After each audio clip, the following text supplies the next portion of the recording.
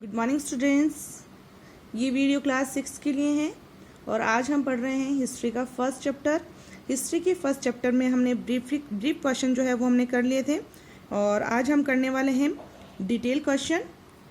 Detail question में भी हमने 2 क्वेश्चन हमने कर लिए थे, तो आइए देखते हैं सी क्वेश्चन क्या कह रहा है।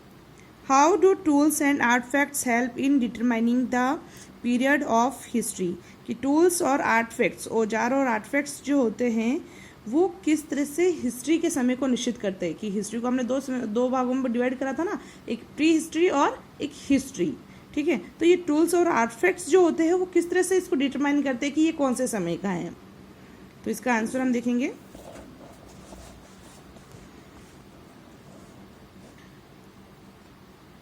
Answer, tools and artifacts help us to reconstruct the history of a particular period, है ना। टूल्स और आर्टिफैक्ट्स जो है वो हमें हिस्ट्री के जो है पर्टिकुलर पीरियड के बारे में बताते हैं। कैसे बताते हैं, कौन से पीरियड के बारे में, which we have no written records available, और जिसमें कि जब मनुष्य ने लिखना शुरू नहीं करा था उसके पहले का जो समय है उसके बारे में हमें ये टूल्स और आर्टिफैक्ट्स बताते हैं, ठीक है। देन नेक्स्ट है, नेक्स्ट क्वेश्चन है question number D. What are the chief literary sources. कि जो मुख्य जो लिटरेरी सोर्सेस जो है वो कौन से हैं। तो देखिएगा, literary sources are of 2 types. जो लिटरेरी सोर्सेस है वो 2 तरह के होते हैं, ये मैंने आपको पढ़ाया था। फर्स्ट है रिलीजियस और दूसरी है सेक्युलर लिटरेचर। रिलीजियस लिटरेचर क्या होता है, जो धार्मिक, जो धर्म से संबंधित जो टेक्स्ट जो है वो क्या कहलाता है, रिलीजियस लिटरेचर कहलाता है। और जो धर्मनिरपेक्ष मतलब ऐसी चीज़ें जो कि जैसे सोशल है, पॉलिटिक्स है ना, इकोनॉमी है, इनसे रिलेटेड चीज़ों से जो टेक्स्ट है वो कहलाता है सेक्युलर लिटरेचर, ठीक है। जिसमें धर्म संबंधित कुछ नहीं होता, तो वो होता है सेक्युलर लिटरेचर, जिसमें बायोग्राफी, ऑटोबायोग्राफी ये सब कुछ आता है। तो देखिएगा, literature and writing that deal with religion और हैव ए रिलीजियस सोर्सेस, है ना। अभी मैंने आपको बताया जिसमें धर्म से संबंधित चीज़ें जो होती हैं वो क्या कहलाता है, रिलीजियस लिटरेचर कहलाता है।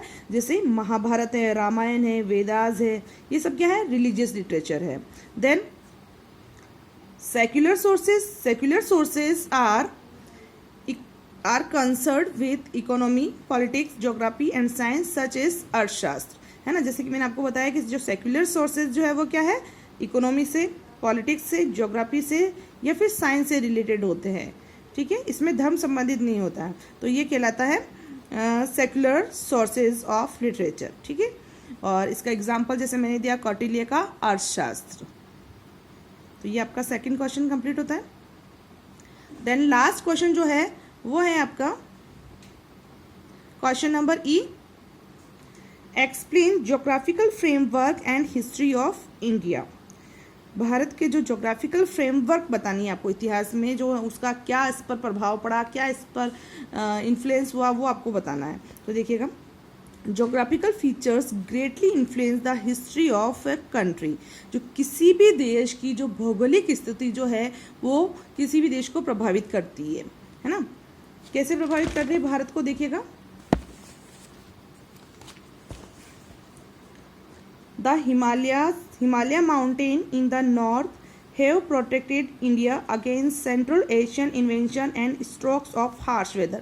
अब जैसे कि हमारे नॉर्थ में क्या है, हिमालय पहाड़ है, और ये क्या करता है, जो बाहरी जो सेंट्रल एशियन से जो आक्रमणकारी जो आए थे उसको यहाँ भारत में आने से ये इसको भारत को प्रोटेक्ट कर देते हैं ना। क्योंकि भारत ऐसी हिमालय की ऐसी स्थिति है जिसकी वजह से जो लोग आसानी से यहाँ बाद में आए थे, है ना, बाद में इन्वेडर आए थे, लेकिन जो उस समय आसानी से नहीं आ पाते थे, तो इस कारण जो हिमालय क्या करता था, उसको प्रोटेक्ट करता था। दूसरा ये जो है जो हार्श वेदर जो है ना, अगर ये हिमालय पर्वत नहीं होता है तो भारत का जो मौसम, जो क्लाइमेट जो है वो बहुत ज़्यादा ठंडा होता, तो इससे भी ये भारत को प्रोटेक्ट करता है। देन सेकंड पॉइंट दिया मैंने, the plains of Ganga and Indus became the cradle of several kingdom in the past. और जो गंगा का और इंडस का जो मैदान जो है ना, जो कि बहुत ही ज़्यादा उपजाऊ मैदान है, तो यहाँ पर बहुत सारे राजाओं ने यहाँ पर अपना शासन स्थापित करा था।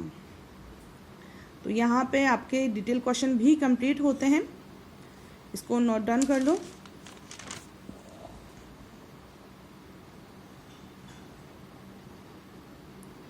आपका लेसन भी चैप्टर जो फर्स्ट जो है वो यहाँ पर कंप्लीट होता है, नोट कर लीजिएगा।